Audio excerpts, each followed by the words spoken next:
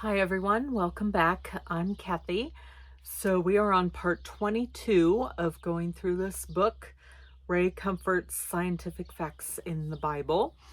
So there's a few more videos that I'll be doing because there's just so much information. And there's the playlist also that you can start at the beginning if you'd like and let it play through and catch all the chapters and all the information.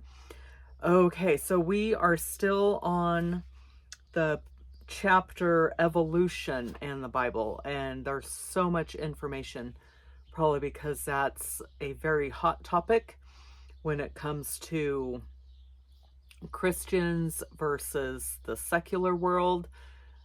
Yeah, and there's the evolutionists and there's the creationists.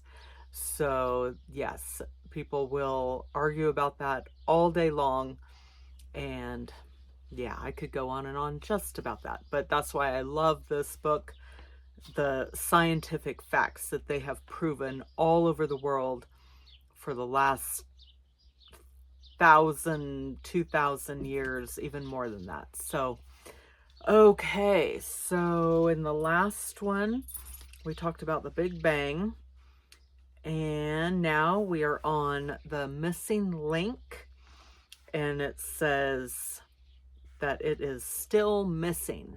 So, and this is what the author says. So I will just start in, and there's some Latin words that I will probably butcher and not pronounce correctly at all.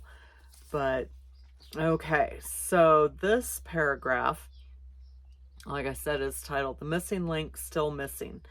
Did Dinos Soar? Question mark. Imagination certainly took flight over Archaeoraptor leoningenus, a bird-like fossil with a meat-eater's tail that was spirited out of northeastern China. It says discovered at a Tucson, Arizona gem and mineral show last year and displayed at the National Geographic Society in Washington, D.C. Some 110,000 visitors saw the exhibit, which closed on January 17th. So he wrote this in 2001. So he's saying in 2000 it was at the National Geographic Society in Washington, D.C. on display. Okay, so there were over 100,000 visitors. Millions more read about the find in November's National Geographic. So November 1999, I think, if I remember right. Now paleontologists are eating crow instead of a true missing link connecting dinosaurs to birds. And there's a lot of birds outside. You can probably hear them. So that's fitting. Connecting dinosaurs to birds. The specimen appears to be a composite. Its unusual appendage likely tacked on by a Chinese farmer, not evolution. Okay, I didn't know that. So a bird-like fossil with a meat-eater's tail. Okay, so they added on probably the tail. Okay, so there was that. The next little bit is a quote from U.S. News and World Report magazine from February 14th, 2000. Quote, Archaeoraptor is hardly the first missing link to snap under scrutiny. In 1912, fossil remains of an ancient hominid were found in England's Piltdown quarries and quickly dubbed man's ape-like ancestor. It took decades to reveal the hoax, end quote. Okay, yeah, I talked about that one before too. Piltdown man, that was fake.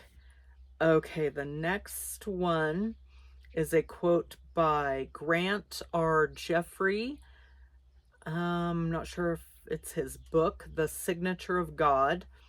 Quote, Darwin admitted that millions of missing links, transitional life forms, would have to be discovered in the fossil record to prove the accuracy of his theory that all species had gradually evolved by chance mutation into new species.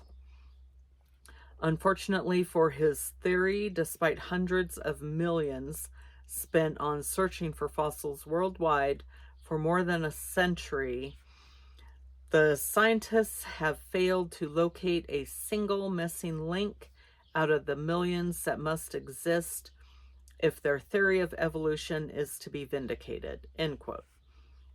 Okay. This next quote is from David Berlinski. Quote, there are gaps in the fossil graveyard, places where there should be intermediate forms, but where there is nothing whatsoever instead. No paleontologist denies that this is so. It is simply a fact. Darwin's theory and the fossil record are in conflict. End quote. Okay.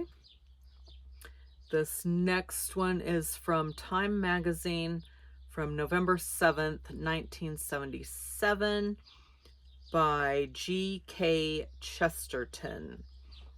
Okay.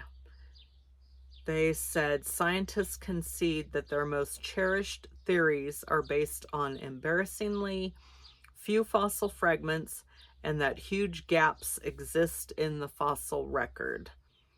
And they continued, the evolutionists seem to know everything about the missing link except the fact that it is missing. Okay. All right.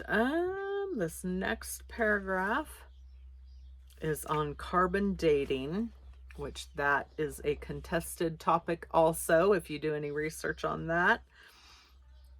So, carbon dating and the fossil record. And it says, this is a quote from Dr. Kent Hovind. At least 6 different radiometric dating methods are available. The assumed age of the sample will dictate which dating method is used because each will give a different result. For example, when dinosaur bones containing carbon are found, they are not carbon dated because the result would be only a few thousand years. Because this would not match the assumed age based on the geologic column, scientists use another method of dating to give an age closer to the desired result. All radiometric results that do not match the pre-assigned ages of the geologic column are discarded, end quote. So that's interesting. They make it fit to where they want it to be. Okay, here's another quote from Science Magazine. Sorry, the cat is probably going to bump the camera. Okay, Science Magazine, volume 224 from 1984. Quote, shells from living snails were carbon dated as being 27,000 years old. So they pull a living snail out of the water, the ocean, whatever, and it comes up as 27,000 years old. I always thought that was very funny. Okay, so, I'll finish up with this one. This is a quote by Ronald R. West, PhD. Said, contrary to what most scientists write, the fossil record does not support the Darwinian theory of evolution.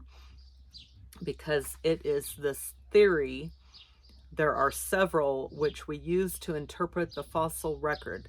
By doing so, we are guilty of circular reasoning if we then say the fossil record supports this theory.